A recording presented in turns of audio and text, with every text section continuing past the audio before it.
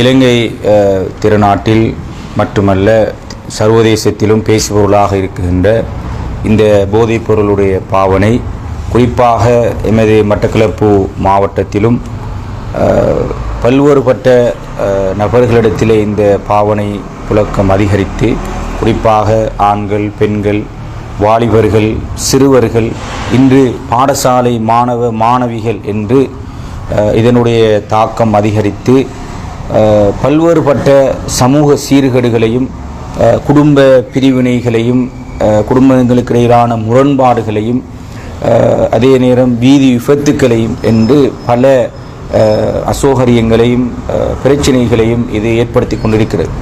எனவே இதனை கட்டுப்படுத்துவது, இதை இல்லாமல் செய்வது எல்லோருடைய பொறுப்பாக இருந்தாலும் குறிப்பாக இப்போது இருக்கின்ற இந்த அரசாங்கம் இதற்கான ஒன்றுபட்ட எல்லோரும் சேர்ந்து வேலை செய்கின்ற ஒரு செயற்திட்டத்தை ஆரம்பித்து இந்த நாட்டில் இருக்கின்ற முப்படையினருடைய முழுமையான ஒத்துழைப்போடு இந்த செயற்திட்டத்தை இப்போது அமுல்படுத்தி வருகிறது. எனவே இது பாராட்டத்தக்கது, வரவேற்கத்தக்கது.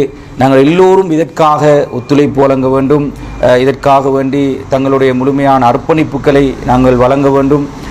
எங்களுடைய வீட்டிலே உள்ள ஒவ்வொருவர்களையும் நாங்கள் எதிர்காலத்திலே பாதுகாக்க வேண்டிய பொறுப்பும் கட்டாயமும் எங்கள் ஒவ்வொருவருக்கும் இருக்கிறது என்ற வகையிலே இஸ்லாமிய மத போதகர்கள் என்ற வகையில் நாங்களும் எங்களால் முடியுமான சகல ஒத்துழைப்புகளையும் வழங்குவதற்கு காத்திருக்கிறோம். இந்த பணி, இந்த செயற்திட்டம் இடைநடுவே நிறுத்தப்பட்டு விடாமல் தொடர்ந்தேச்சியாக இது நடைபெற வேண்டும். இதை கொண்டு செல்ல வேண்டும். இந்த அரசாங்கம் இதற்கான இன்னும் மென்மேலும் இதற்கான சகல செயற்திட்டங்களையும் அமுல்படுத்தி இதனை கொண்டு செல்ல வேண்டும் என்கின்ற ஒரு வேண்டுகோளையும் எமது மட்டக்களப்பு மாவட்டம் சார்பாக உங்களிடத்திலே தெரிவித்துக் கொள்வதில் மகிழ்ச்சி அடைகிறோம். ஜஸாக்குமுல்லாஹ் ஹைரா.